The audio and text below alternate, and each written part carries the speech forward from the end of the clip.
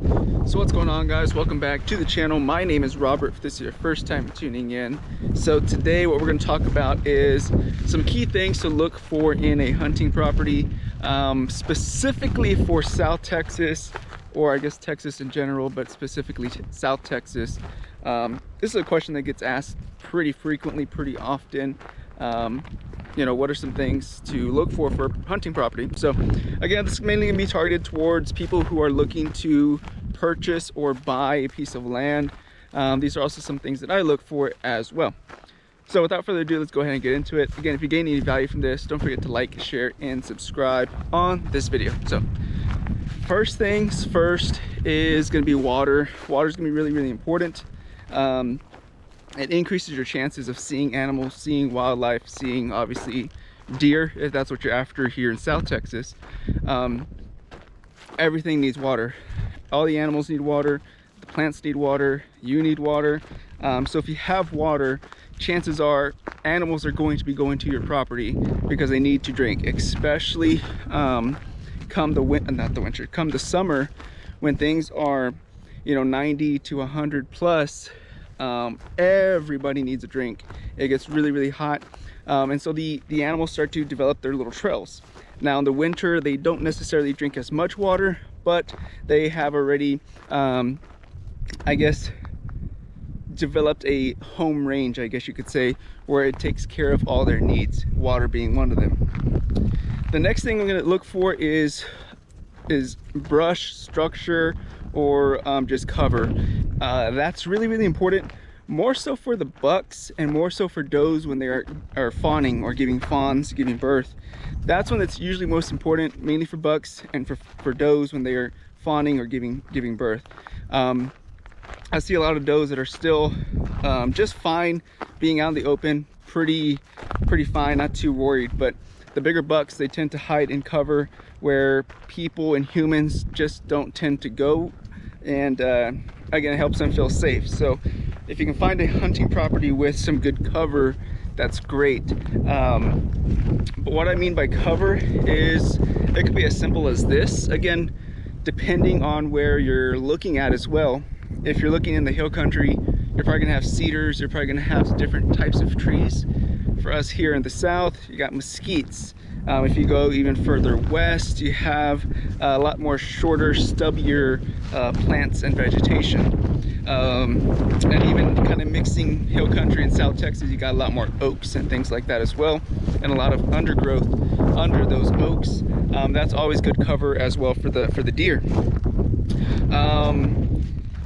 If you could find a stream, I guess this kind of ties both cover and water together, but if you can find a stream or a river or something like that, chances are, in Texas at least, they tend to dry up at least a little bit if they don't stay consistent, right? So now the deer can use those as travel corridors because they have a lot of cover. Again, anywhere you have a lot of water, you're going to have larger trees and a lot more brush and a lot more diversity, but also the deer and the animals use them as travel corridors, especially in the drier times when it starts to dry up. And sometimes these little creeks and rivers hold small amounts of water in really, really dry cases or really dry times. So yeah, cover and water so far. The next one's gonna be food. There's different types of food, and now you can start getting into, okay, well, what kind of protein do these plants have for the growth of the animal? There's a lot of different species out there of plants that have more protein than others, but you know, in South Texas, everyone knows the Golden Triangle. A lot of the plants are in that area are high protein plants. Once you start getting into like the hill country or even northern Texas, the plants obviously still have protein, but maybe not just as dense protein as some of the plants we have down here. Now, food is kind of negotiable, I would say, but it's kind of negotiable because you can actually add supplemental food. You can add food plots, you can add feeders, you can add protein feeders. There's things you can add to these properties that don't necessarily constrict you if you find a property that doesn't have food, but it definitely makes it a lot easier for you as a landowner if you can find a place that already has food. You don't have to focus so much your time on developing food plots and things like that, because food plots, they take a tremendous amount of time. Now, one thing I am going to point out, if I can find some here, there's none in this part of the property, but as we continue walking, if we get to it, I'll show you. But there are some plants, if you can kind of learn your plant species, which I don't know all my plant species, but I know some.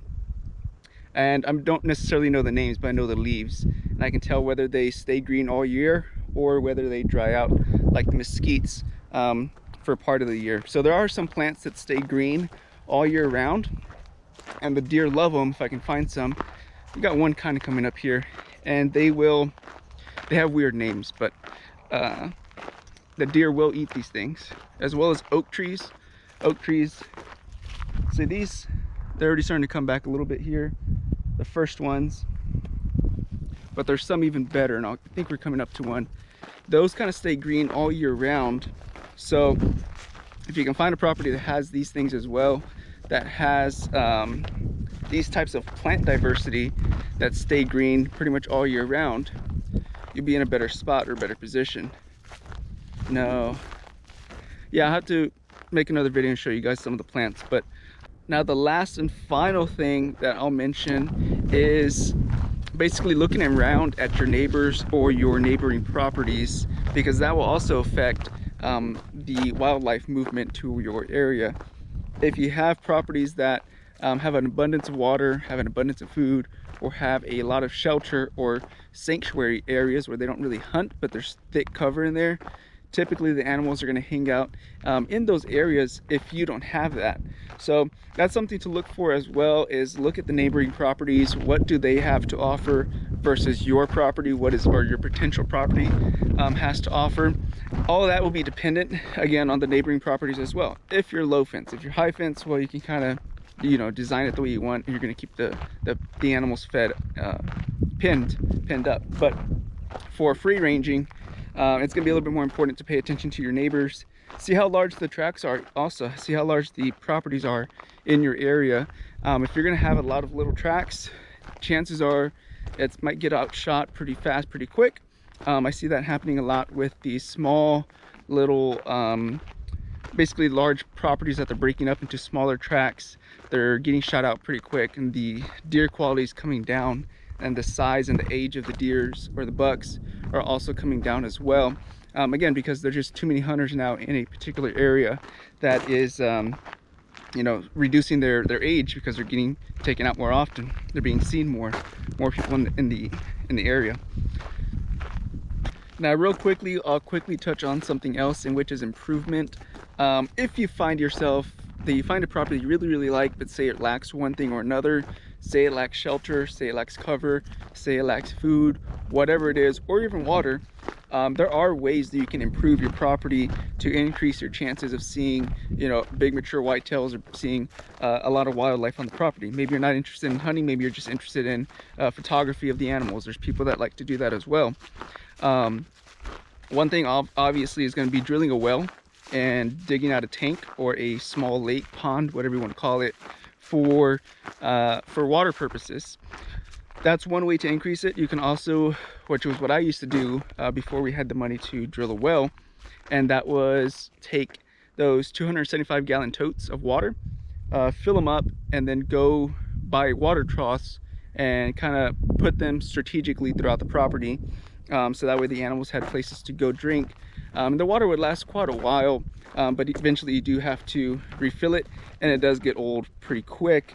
But it's something to quickly think about, something you can quickly implement in the event you have a property that doesn't have water available immediately. The next thing for cover, if you lack cover, but say you have at least some trees in the area, you can make the cover a little bit thicker, maybe cutting some hinge cuts. You can cut some hinge cuts, or either bring in brush and kind of pile up brush in strategically placed areas as well. And if you don't know what hinge cuts are, basically you are going to be, I can quickly show you on this tree right here. You're basically going to be cutting down this tree to like maybe half, maybe 3/4, depending on the type of tree it is, and letting this thing fall over. it's going to stay green because it's still connected. For the most part, it's going to stay green, but all it does is provide cover for the animals. Now, I would do it in a place where you really don't necessarily care if the tree is falling down, basically. And then the most obvious one for food is going to be food plots. If you have a property that doesn't necessarily have a lot of food, you can always add in food plots. The only thing is, it does take up time, just like everything else. It takes up a little bit of time, it takes up a little bit of money to implement food plots. And again, you can dive into a whole video just on food plots. There's cold winter, hot weather or drought resistant for us, and there's fall plants. There's all different types of food plots that you can get into as well. That's a full video on its own, but that's another way to add some value and add some nutrition to your property. So without further ado, be careful, be good, take care, and God bless. Hope you gain some value from this. Bye-bye.